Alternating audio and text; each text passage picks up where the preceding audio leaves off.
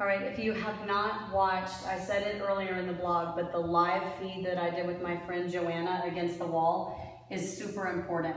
Because when we're looking at our posture and having our pelvis in the proper position, we should only have 2 fingers behind our low back, 4 fingers behind our neck, and then literally everything else should be on the wall. And what I find is that people don't have loose enough hip flexors to do this. Some people feel tension in their calves. Some people feel pulling in their neck.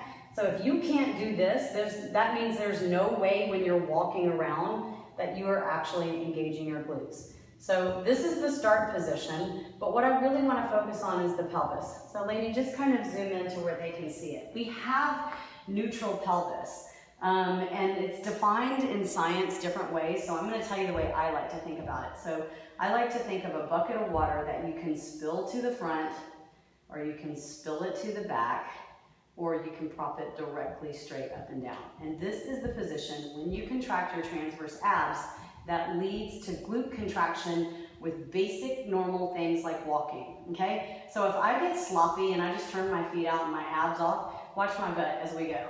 Like, it's not even on, right? It's not contracting, you don't see it, and I'm just like a sloppy walker, okay? Now, let's try it again. Finding again.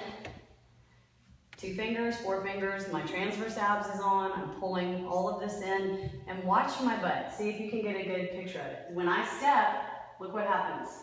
Every single time I step, my glute is coming on, okay? So if you really want to not have to spend so much time in the gym conditioning and targeting these glute muscles, you have to turn them on, which means you have to get them unstrangled from fascia.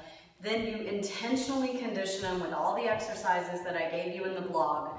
But the main thing is, and I don't really contract my glutes that much anymore. I just do a lot of cardio. There's a video that's going to be following this one where I'm talking about the elliptical.